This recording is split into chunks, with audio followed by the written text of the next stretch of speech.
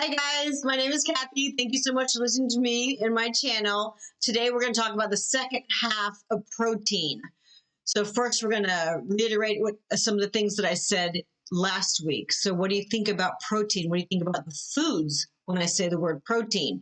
And now you know differently, right? Remember, only about 60% of the protein that you eat actually gets broken down for use in the human body. Only about 60%. You store the rest, right? And remember, the human body actually recycles 70% of that proteinaceous waste, right? 70%. That's a lot. That means you don't need to eat as much protein as you think that you do. Your body wants to live and your body wants to rebuild, and that's how it does it with the proteins, right? And second, the human body only loses about 23 grams of protein a day. Going to the bathroom, losing sloughed off skin, sweat, stuff like that, right? You only lose a little bit. And how much do you need to replenish this? How much do you need to eat a month? 1.5 pounds. That's it. That's it. That's not very much. And remember, how much protein can your body actually handle? 56 grams a day for a man, about 46 grams a day for a woman. It's different on what you're doing throughout that day. But what is 56 grams? What did we say? 2 ounces a day. That's it. Or do it by your body weight, 0.5 to 1.5 grams per kilogram of body weight. That tells you exactly how much you're supposed to have, right? But remember, that's only 2 ounces. That's for a big strapping man, right? And remember about your little kidneys. They can only handle between 25 and 30 grams of protein per serving because like I said, your kidneys really work on that extra protein that we have in our body, and all the proteins that we have in our body, right? The maximum you should have per day is 2 grams per kilogram per day. So you can figure it out for yourself. And remember I said there's other things that go on in your life that you might need a little bit of extra protein, but how are you going to get it? Because flesh foods supply no fiber, no fuel, no energy, right? Fuel is actually built from carbohydrates and from ketones. Meat has no carbs, no fiber. It sits in your digestive system longer, almost more than doubled possibly, right? When flesh food is eaten, the digestive time, like I said, is more than doubled. Animal products do not ferment or digest in your body like the rest of the foods that you eat do. They putrefy. They rot. That's how they get digested. That's why you have the farts that smell bad and the bad breath and the burps that smell bad, right? That's why. And if you eat those animal proteins with sugar, wine, pasta, rices, your potato, your breads, it even putrefies more. And you don't want to store that protein. You need to use it up because your liver has to work really, really hard to turn that protein into something simple like a sugar so your body can store it as extra subkid tissue on your booty or on your waist, right? And those, remember I said those men with the round bellies, they're not oxidizing their waste products. They're getting into the system and they're being stored in the intestines. And eventually, like I said, your top intestine, the one that goes across, it's going to start drooping. The more you store it, the more your body is acidy. You're holding on to waste. Remember, 20 to 50 pounds of extra weight just being held in your GI system. And how many pounds do you need to lose? 20? 50? Change your diet. Change your protein. Make it easier digestible, right? You don't want those leftovers to start problems in your body. You don't. People whose diets that are rich in animal proteins have increased acidosis. Remember what I said about acidosis?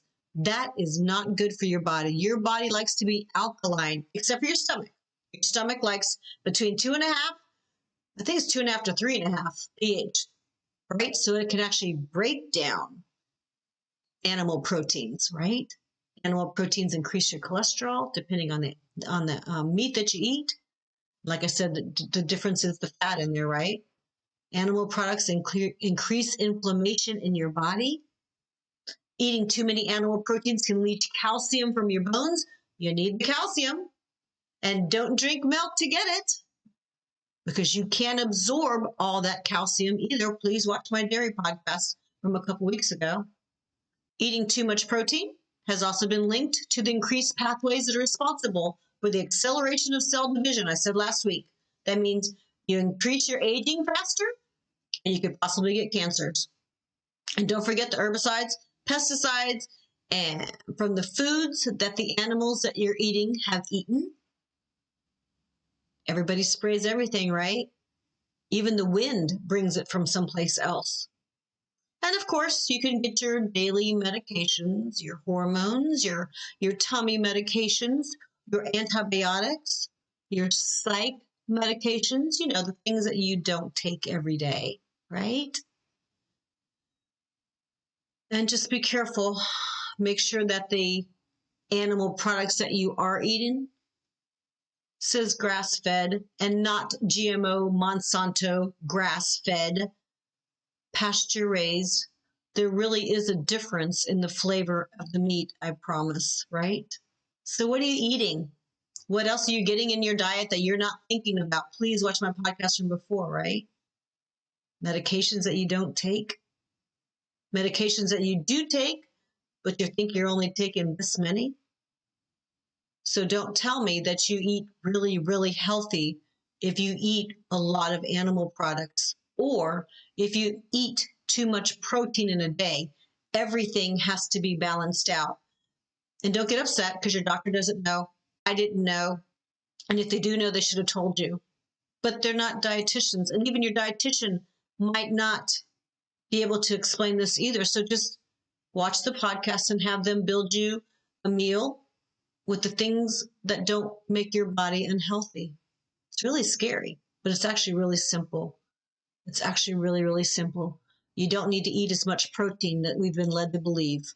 And you need to switch up where you get your protein from daily, right? Eating complete proteins are not necessary. And I already told you what complete proteins, please watch them before. It's better if you can eat the foods that have the amino acids and then put them all together. And then you make a perfect protein, a perfect complete protein already broken up for you. So it's easier to digest and easier for you to absorb your nutrition. Don't make it difficult. Make it easy for your body, because then you can do other things, right? There are plenty of ways to get your proteins, plenty of ways to get your vitamins and your minerals and your nutrients, right? Whole-based foods, plant-based foods. Plant-based foods do so much for your body, easy to digest, decrease your inflammation. They help control your insulin. Like I said, they kill cancer cells. They increase your immune system, and plants actually make you stronger. I forgot the podcast on Netflix, but the strongest men in the world that have won all these awards and stuff are plant-based. Watch it. Watch it. Make your husband sit down and watch that shit. Chain him to his chair and make him watch it, because I'm not lying. I just want you guys to be healthy. That's why I'm doing all these things. Remember what I said last week? A proper vegetarian diet, and it has to be proper, right? Is a competent diet for the majority of people. Plant proteins have the same amino acids as complete animal proteins, but they're already broken down for you. That's why you got to mix them, get all your amino acids together, and you get the enzymes that your body and your digestive system can use to break all down that food in your body and be able to absorb it, right? These are better proteins, and they also help repair and rebuild your body, and they do it so much easier, right? And like I said before, there's certain days, certain months, maybe certain weeks that you might need a little bit more protein, but just be careful about your kidneys. Have it in little bits instead of a lot at one time, right? So exciting. It's so exciting to think about this. I'm so glad that I get to share it with all you guys. Let me see what else I have on here. Absolutely. Amino acids, building blocks.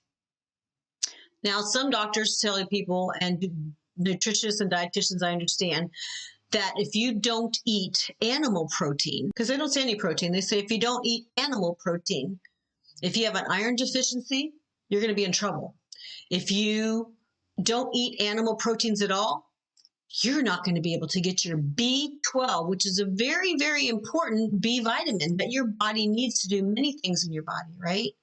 So if you're iron deficient, they tell you to eat red meat or take iron tablets. But do you actually need to do that? Now, iron is used for energy. It helps with the oxygen and carrying the oxygen in your red blood cells, right? But you don't have to get your iron from meat.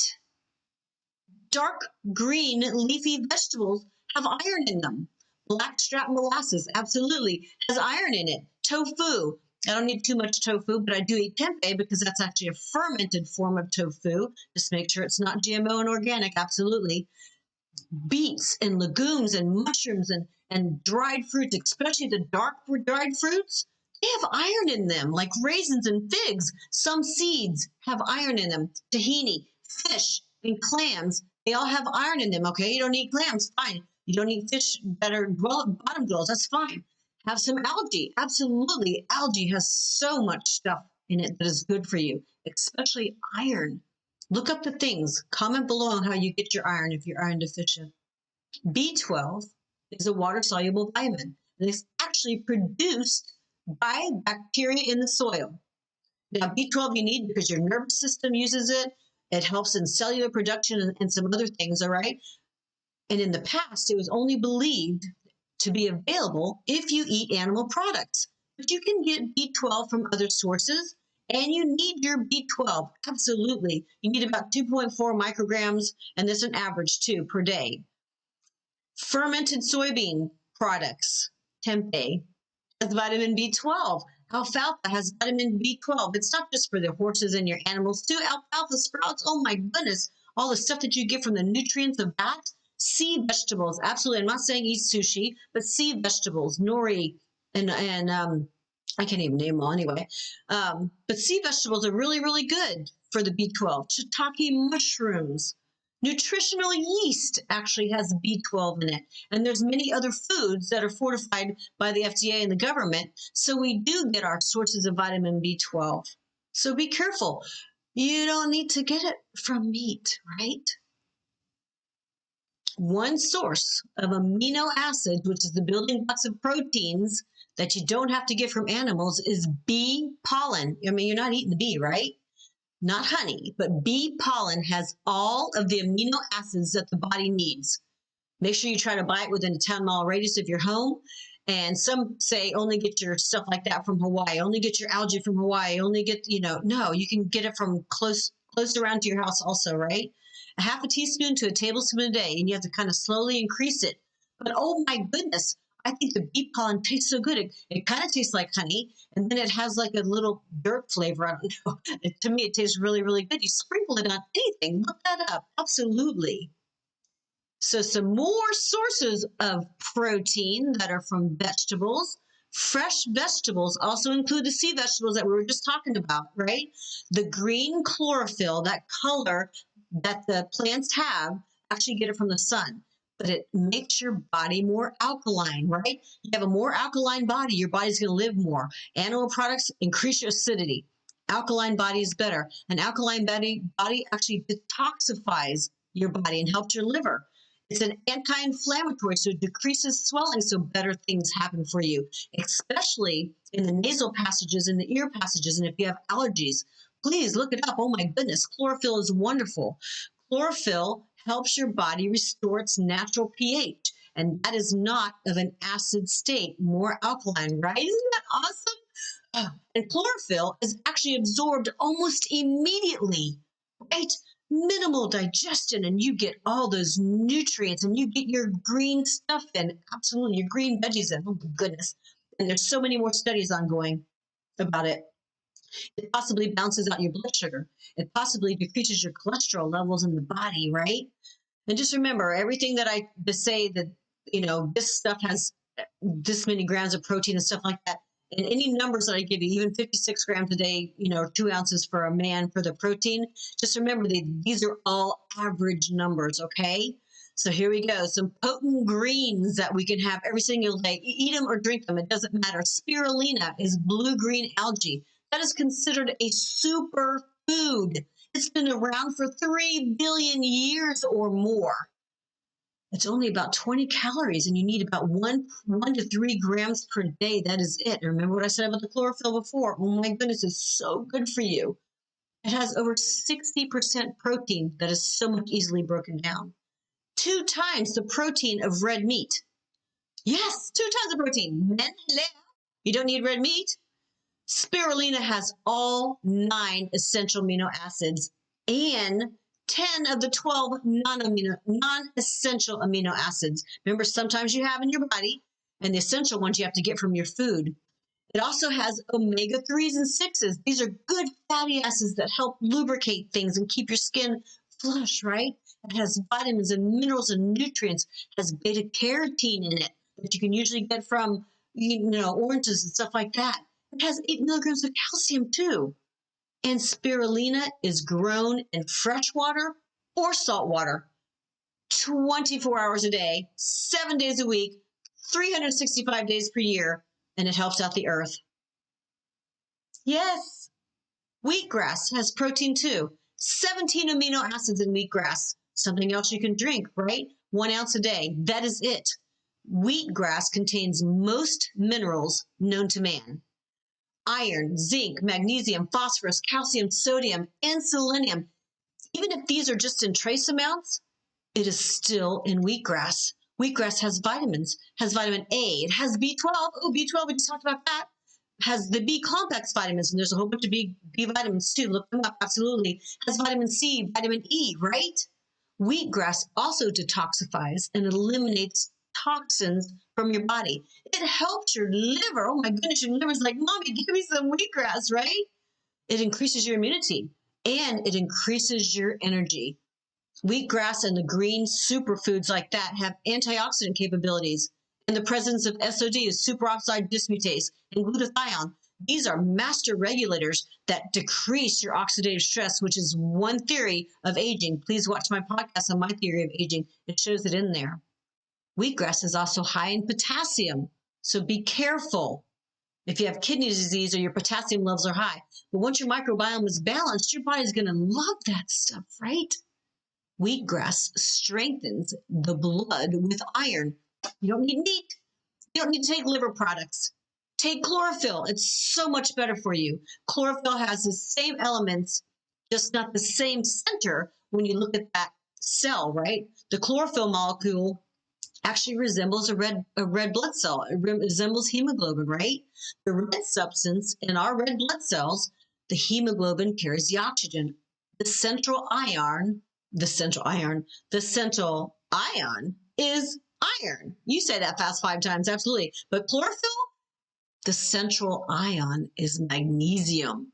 You need this. Oh my goodness. Also like spirulina, it possibly decreases your cholesterol and decreases your blood sugar and balances out your sugar. 1 scoop a day, 1 gram a day, 1 tablespoon a day. Same thing. Not that much for you to drink in the morning and get almost everything that you need. Shut the front door. And some people say they can't do it because they're allergic to gluten. They can't have green stuff. It's okay. For gluten sensitivities, remember that the gluten is actually in the seeds, not the grass part of it, right? So exciting. Superfoods, super green stuff.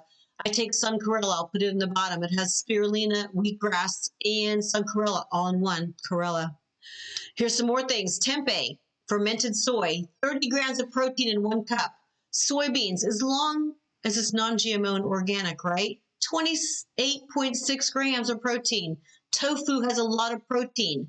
Some of the beans that we eat, lentils, 17 grams. Edamame, absolutely 16.9 grams.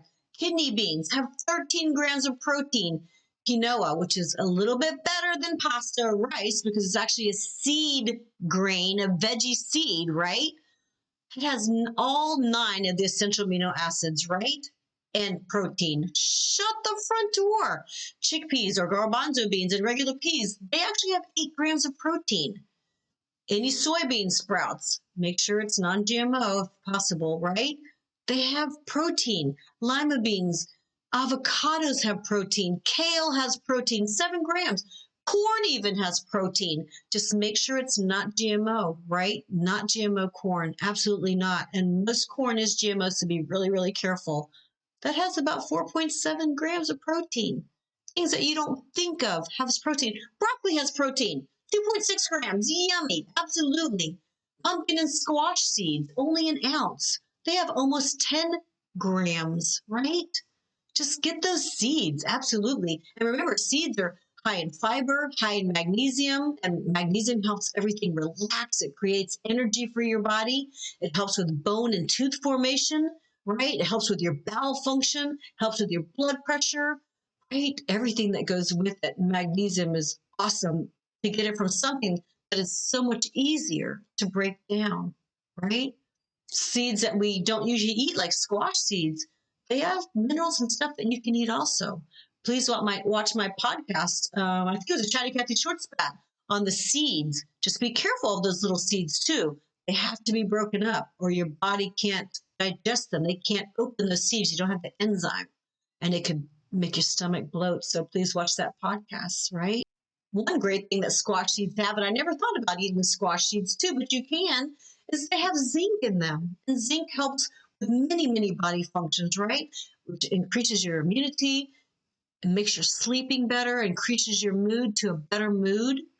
Zinc is also very important for prostate health, men, okay? And some of the seeds, if they're roasted or toasted, actually increases the fiber in them, right? So just be careful that they don't add any salt or any oils and stuff like that. But look up the protein in peanuts, 6.9 grams, right? Chia seeds have 4.7 grams. Make sure they're all ground up. Almonds have about 6 grams. You know, they were my favorite. Now I drink almond milk, so I don't eat as many almonds. But I love cashews. 4.3 grams of protein. Oh my goodness. Even fruit has protein in it. They each have around 2 grams, around there, 2 to 5 grams in fruit. Come on. Eat fruit, but only 2 to 3 servings a day, which is about 15 grapes or 1 apple. That's 2 servings right there. And of course, grain proteins, buckwheat and millet, they actually make your body a little bit more alkaline. Those are good grains, right? And they're high in protein. Amrath, high in protein, high in amino acids, actually, and high in fiber. Oh my goodness. Oats, they're a little bit more acidic and they have a little bit more fat and they have gluten. So do be careful about that. Remember, my friends, my loves, all protein comes from plants. A lot of people are actively reducing their animal consumption of food and drink, right? A lot more people are making that transition, helping out the earth and helping out your microbiome. And then when your microbiome is a little bit more balanced, which just means it can break down and get you the food and nutrition that you need from those foods, then yes, you can have red meat and you can have your sushi and you can have your chicken parmesan or whatever you want. Just be careful of the pasta. Be careful of the breading around the chicken parmesan. I'm just mentioning that because that's one of my son's favorite. But if your microbiome is balanced and healthier and you eat a lot more whole foods in your diet, you'll be able to have the things that you enjoy too. Remember I showed you last week about the spaghettis that I love to eat. Just be careful. They're 25 grams of protein per serving. Each one has 4 servings. 1 serving is 2 ounces. That's it. Since I don't usually eat too much meat, I eat a lot more pasta. And that's why a lot of vegetarians and vegans have gained weight because they make that transition into eating a lot more carbohydrates. So change your carbohydrates. Even gluten-free pasta is still a little bit harder to absorb and break down than vegetables. Absolutely. Read the labels. Take that little bit of time, each week. Just look at something that you and your family eat. One week when my son was younger, I looked through all the cereals and I looked through all the protein bars. And then I met a really good friend of mine. And now we're still friends 20 years later because we looked at the protein bars together and talked about it and found the best ones. We don't usually eat those anymore. but your children might need to. Cereals, Devin doesn't get cereal anymore. He doesn't get regular milk anymore, although he argued with it. And now, guess what's in his refrigerator at school? He's learning too. He's the one who told me to tell you what's going on with the things that we weren't taught in school, right? My name is Kathy. Thank you so much for listening to Proteins2. If you missed Proteins 1, it was from last week, and it kind of puts things together. Please watch them both again and tell all your friends. Remember to love, like, subscribe, and share. That would be so awesome. We can help so many people. Tell your dietitian to watch my podcast too, because I've done many nutrition classes, and we aren't taught with those books correctly what our bodies actually need now. Everything is changing, and we learn as we go. And hopefully we're healthier as we go. And if you know me, you will be healthier, whether you want to or not, because I just love to tell everybody everything. Thank you so much for listening again. I love you guys. Love, learn, and take control. And yeah, we actually are. Bye. I'll talk to you next time. Bye.